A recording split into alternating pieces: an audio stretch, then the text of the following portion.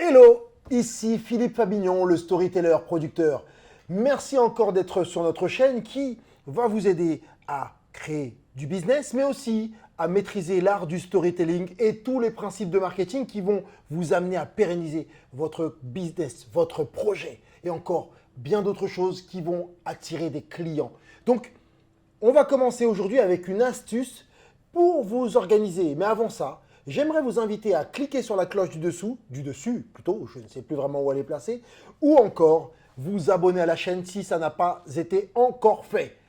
Et on va commencer donc par ce fameux principe qui est la courbe de l'oubli. On y va. Tout d'abord, connais-tu la courbe de l'oubli? Non? Eh bien écoute, c'est très simple, c'est un principe très simple.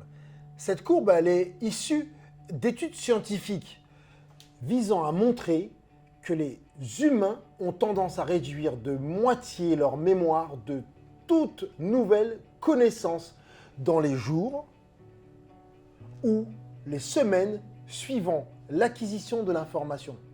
Tu vas me dire, c'est fou, mais c'est un principe, c'est un fait qui fait que quand tu apprends quelque chose, 4 ou 5 jours plus tard, la moitié, tu l'oublieras et ensuite tu vas continuer à l'oublier. En résumé, nous avons de grandes chances d'oublier ce qui n'a pas fonctionné aussi pour nous à une certaine période et par conséquent de reproduire ces mêmes choses qui n'ont pas fonctionné sans même nous rendre compte en oubliant « Ah tiens, qu'elles n'avaient pas fonctionné ». C'est fou, me direz-vous. Je vous répondrai pas tant que ça. C'est l'humain, c'est l'homme. Et j'ai même envie de vous dire qu'en chaque début d'année, des milliers de personnes se disent qu'ils vont arrêter de faire ci et qu'ils vont se mettre à faire ça. Et toujours les mêmes promesses éternelles et non abouties. Et ça, c'est bien le principe de la courbe de l'oubli. On se dit quelque chose au début, on l'oublie ensuite. Et donc, on se raconte des histoires en se disant ensuite non mais là c'est bon, là je suis motivé. Et parfois même, je parle du début d'année, mais ça peut être à tout moment, même pour une entreprise ou autre. Et toutes ces personnes oublient que la motivation n'est que l'étincelle qui allume le feu de nos rêves. Oui, il faut de la motivation, mais on ne crée pas et on ne construit pas uniquement sur de la motivation. Il faut ensuite d'autres ingrédients, car la motivation diminue avec les jours, les semaines ou les mois qui passent. Méfiez-vous à tous ceux qui pensent que la motivation est l'élément principal. Ce n'est pas ça, il y a d'autres ingrédients. Il y a aussi la détermination, l'influence de l'entourage, la régularité. Oui, il faut savoir s'entourer. Oui, il faut savoir être régulier aussi. Mais il y a surtout une chose. Vous savez quoi? L'engagement.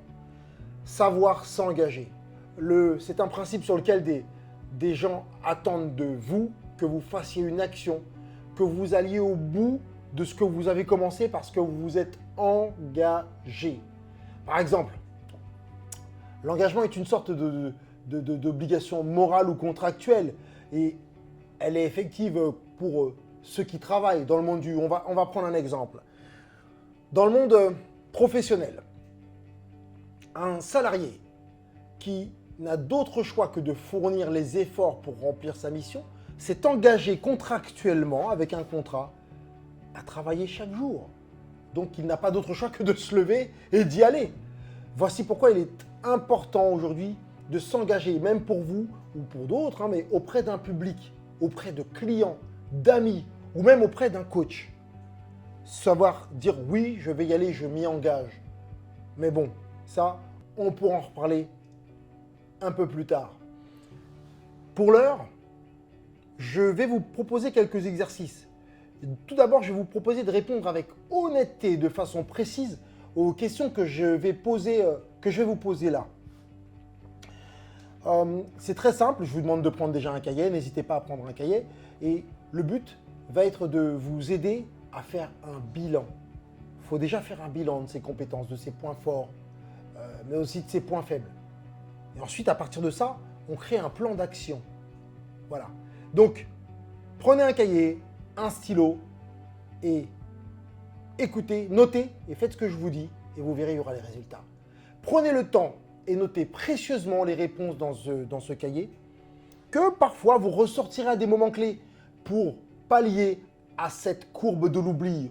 Comme ça, même si on oublie, on peut ressortir ce cahier et se remémorer ce qui a marché et ce qui n'a pas fonctionné. En première question que vous allez noter dans votre cahier, qu'est-ce qui vous a amené le plus de bonheur sur une période donnée, sur une année? Est-ce que c'est votre famille, les amis, le travail? Je ne sais pas, d'autres choses encore.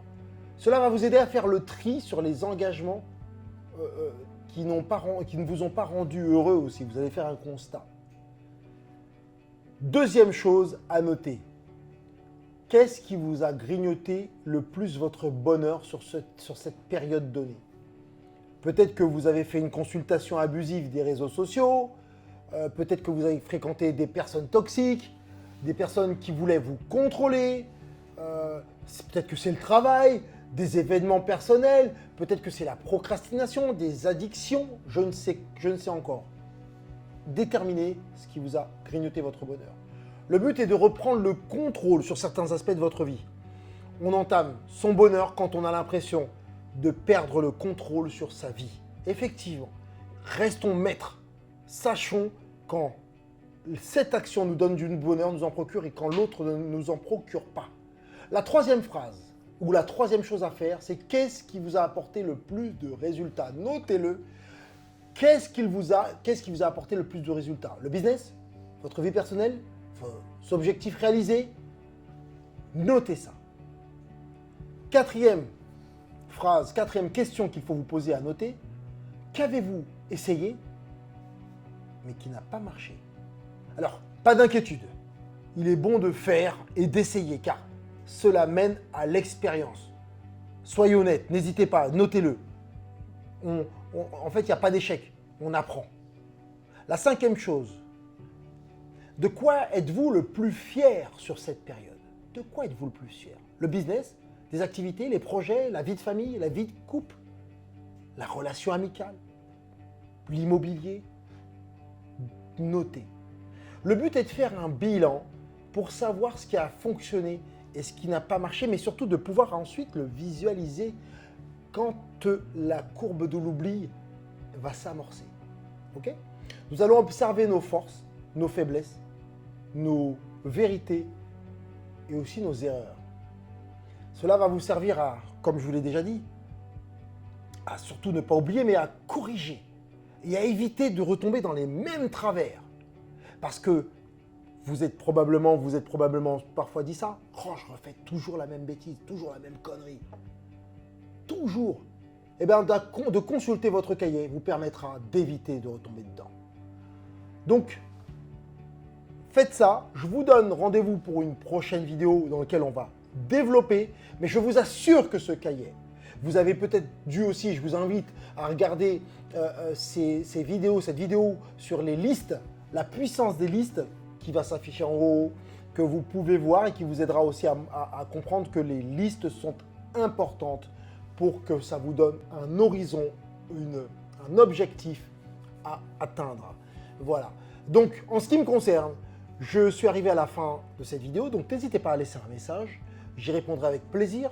Cliquez sur la cloche du dessus pour pouvoir être au courant des prochaines vidéos. Surtout, n'hésitez pas aussi, il y a un lien dans la description qui va vous fournir une formation qui est ma formation sur le storytelling attractif, qui vous donne tous les principes du marketing, du storytelling, mais aussi tous les principes pour pouvoir en fait attirer, capter l'attention d'une audience, devenir inspirant, créer une communauté. Et tous ces principes sont dans cette formation. N'hésitez pas donc à cliquer. Et j'ai envie de vous dire une dernière chose. Dans tous les cas, on est ensemble. Cliquez, abonnez-vous pour que nous fassions le chemin ensemble et le chemin de la réussite. Le chemin, il est où? Il n'est pas à droite, il n'est pas à gauche, il n'est pas derrière, il est où? Il est en face, il est devant. Allez, ciao, là-bas.